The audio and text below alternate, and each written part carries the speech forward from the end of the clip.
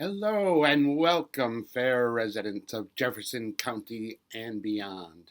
Welcome to the 2021 virtual Jefferson County Fair. My name is Sam, and my magic name is Alakazam, and I am a magician and a science educator. I've been doing magic for some 48 years now, ever since I was born, and I've also been a science teacher for, well, more than 30 years. And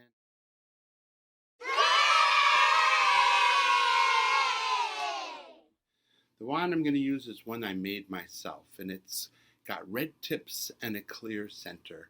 And these red tips do actually hint at the other prop for this demonstration. And the center of the wand, as you can see, is clear. It's see-through. And what I'm going to do is introduce the other red item. It is a giant bottle of ketchup. Yes, I have here a giant bottle of ketchup. Okay, all right.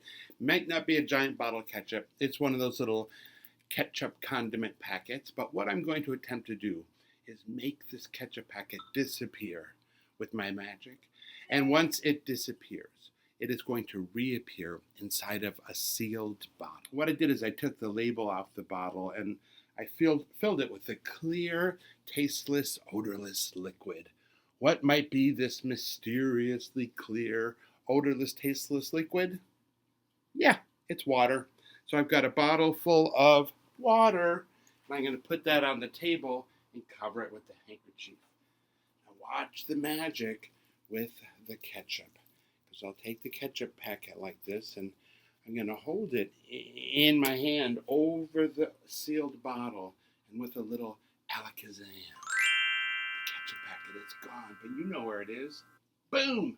There it is, inside of the sealed bottle. The ketchup packet is in there. There's more. That was quite magical, but like I said, there's more. Yes, I can use the wand to make the ketchup packet sink. Sink, sink you will. And then I can also use the wand to make it rise quickly. Yes, it's the amazing sinking and floating ketchup packet. Let's try it again. Try to get it to sink, sink. Now hover, hover, and back to the top again. How is this mystery accomplished? The amazing rising and sinking ketchup packet. What do you think? What?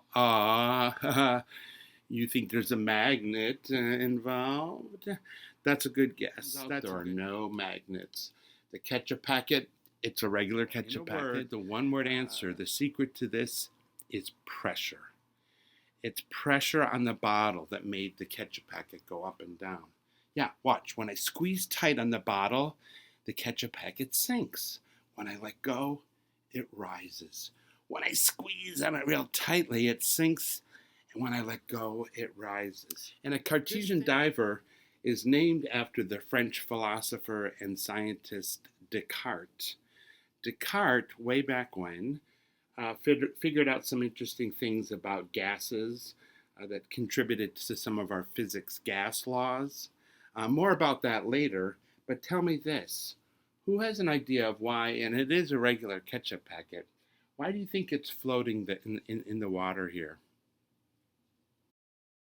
It's less dense than the water. Yeah, by definition, if you said it's floating because it's lighter than water, that's right.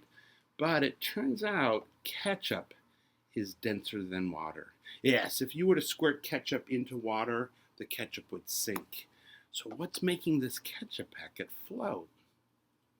Why are you floating? The answer is air. Yes, there is some air sealed in that ketchup packet. When they make these ketchup packets at the factory, they put in ketchup into the little ketchup packet. Thank goodness, they put some delicious ketchup in there, but they also put some air and then seal it up. So sealed inside of the condiment packets are a little bit of air, enough air to make it float in the water. It's that sealed air that's making it float. And what Descartes figured out was that if you put air under pressure, If you squeeze a gas like air, it gets denser. Yeah, it gets denser. Yeah, gas molecules are relatively far apart, but if you squeeze them together, it becomes denser, and in this case, it becomes dense enough to sink. So when I squeeze on the water bottle, it's like I'm squeezing on the packet of air in there, and it gets more dense. When I let go, the air in the ketchup packet expands again, and it's floating. So a Cartesian diver is another one that you could do at home. And you can open the bottle and fold it in half and shove it down in there. Then fill the bottle with water all the way to the top. And when you seal this tight, the whole thing becomes a closed system. So when you squeeze on the bottle, it's like you're squeezing on the air in the ketchup packet, and it gets more dense and it sinks and rises. So that's the secret to the sinking and rising ketchup packet. Wait a minute. How did the ketchup packet get in there? Didn't I show you an empty water bottle at the start? What's the explanation of that? What I did secretly off camera before I showed you the bottle is I put the scarf around the bottom of the bottle, and then I squeeze tightly on the bottle. And then now the ketchup packet's hidden below the scarf. I need to keep it from peeking out by squeezing continuously and tightly. So the whole time I was squeezing it while I was talking to you about, look how clear it is. It's water. It's invisible. Just sort of emphasizing the emptiness of the bottle, keeping the ketchup packet hidden. What? I said hidden. Then I used the scarf to hide the fact that it rose up to the top. So the secret is the ketchup packet was in there the whole time, and it always stays in there. I never change it. And I will confess that there was a second ketchup packet, and I did a little bit of magic to vanish that. Now, I'm not at liberty to reveal that part of the secrets right here, right now, but I hope you enjoyed the Cartesian diver. Let's hear it, folks.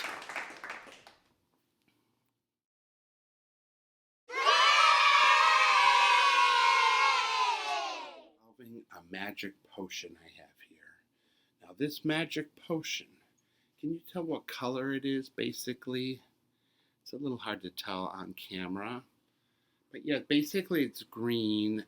It's a green liquid. That's why I like to call it my magic potion. And watch as I add magic potion to the cup. What did you see happen? That green liquid turned red, an orangish red color. Wow, that seems pretty magical. And I'm going to once again add green liquid to the cup, and let's see what happens. What? That green liquid is transformed into what color? Yeah, purple. The same liquid turned different colors. What can explain how the same liquid could turn different colors? What do you think at home? Oh, you think so? So, what about my cups? Someone thinks that the cups were not empty when I brought them out. I wanted to give you the impression they were empty. What did you think was in them? Food coloring? Actually, there's no food coloring involved. No food coloring was harmed in the making of this demonstration. What this demonstration involved, my magic potion, is actually something known as universal indicator. Indicators are chemicals that scientists will use, or people will use, to test for acids and bases to see whether something is an acid or a base. Have you heard about acids and bases? Acids, some common acids include like lemons. Lemons and lime have in them something called citric acid. Cola has citric acid in it. In our stomachs create something called gastric acid. And it's a very strong acid that breaks food down to help with digestion, to release the nutrients. And indicators that sometimes test just for acids or just for bases Well, universal indicator, why it's named universal indicator, is it'll change colors both in the presence of acids and bases. And this, yes, you're right, this is an example of a chemical reaction, and the evidence is things are changing color. Now, so what I had done, I'll tell you what I had in these cups. It wasn't food coloring. What I had were some different kitchen chemicals. In this first cup here, I had some vinegar. Vinegar is an acid. And when universal indicator comes in contact with the little bit of vinegar I had secretly in the bottom of the cup, it turns red and indicates this substance is an acid. Now in this cup, when I brought this cup out, you may have seen it because it was a little trickier to hide. I had a little bit of this White Comet cleanser. It has in it bleach. Bleach is a strong base.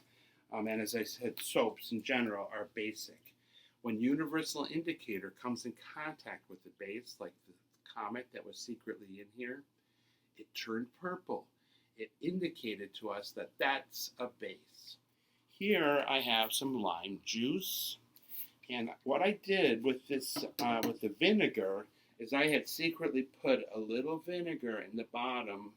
Like I just put a little bit of lime juice in here.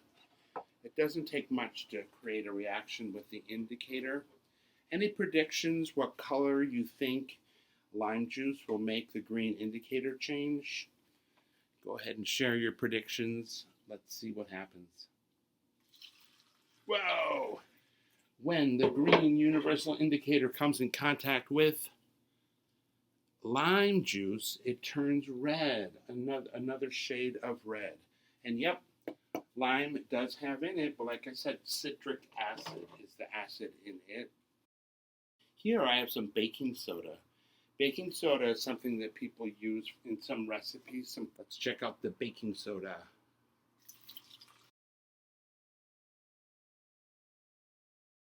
It did change a little. This is the green indicator. You can see this is slightly bluish green. So it's a slightly different color green, and it indicates that this baking soda is a base. It turns out that what we're talking about and demonstrating here is something known as the pH scale. Yeah, the pH. And the pH scale, it runs from 1 is the lowest number on the pH scale, and it goes all the way up to 7, and it ends at 14. So 1 to 14 is what things rank on the pH scale. Now, if something is acidic, like our vinegar and lime juice, it turns red. Here you can see the citric acid is over here on a relatively strong acid. This is a picture of our stomach where there's that very strong gastric acid. If your water is neutral. It says, ooh, bleach. Bleach is what was in this cleanser. It's also what your folks have maybe told you, like, don't get bleach on you, careful, don't get bleach on you, because it too can give you a burn.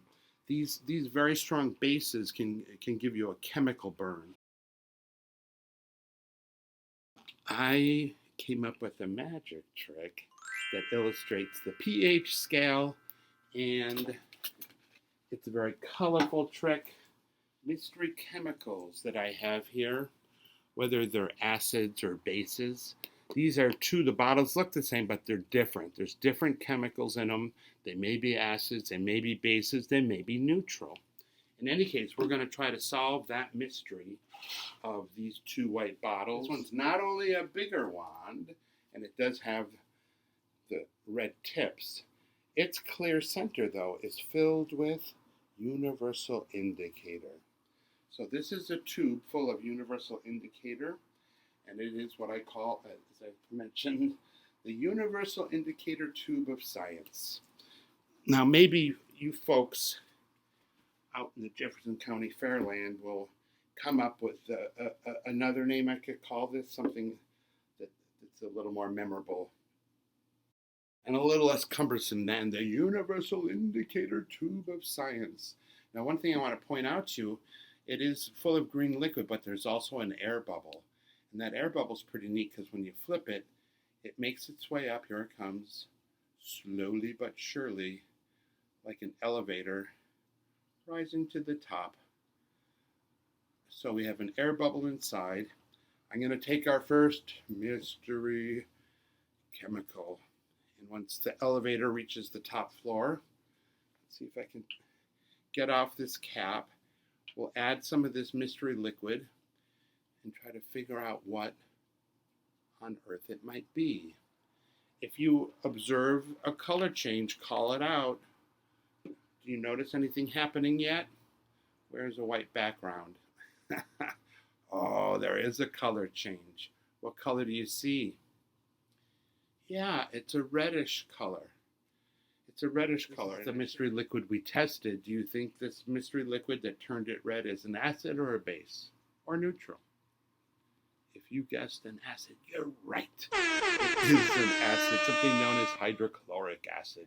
Now let's give the universal indicator tube of science a flip, and let's watch the air bubble make its way from the red into the green. Now we're going to introduce the other mystery liquid into this end of the universal indicator tube of science. Once again, call out if you notice any changes. This is stronger, so I just really need 1 or 2 drops. I'll put the lid back on. Oh, I heard folks notice a change. What color do you see? Oh, I meant to keep this in view. What color do you see? Purple. So what does that mean? Is this an acid, a base, or neutral? Base? Bingo! You got it. This is something called sodium hydroxide. And let's take a look at what the sodium hydroxide, the base, is doing. It's changing the universal indicator to purple. Here we have green in the middle. Let's go ahead and give our universal indicator tube of science a flip. And take a look at, does it remind you of anything? The colors. What's that you say? Or it reminds you of the pH scale. That's a great observation. Yeah, whoops, this way. We have it going from red to purple. Anything else that it reminds you of? Something you might see outside on a sunny day with some rain? Yeah, it's a rainbow. Let's follow the colors as the bubble goes through red, orange, yellow, green, blue, indigo, and violet. It's a complete spectrum. All the colors of the rainbow. Rainbow tube. That's what I should call this. Forevermore, thanks to you, the fair people of the Jefferson County Fair 2021 virtual version. This demonstration of mine will forever be renamed the Rainbow Tube. Let's hear it for the Rainbow Tube. I told you that. Well, I've had a wonderful time sharing the science of magic with you. Brought to you by Alakazam, made possible by the Jefferson County 2021 Virtual Fair. I've been thrilled to be part of it, and I look forward to future presentations. Thanks for joining me, and have a wonderful time. Bye.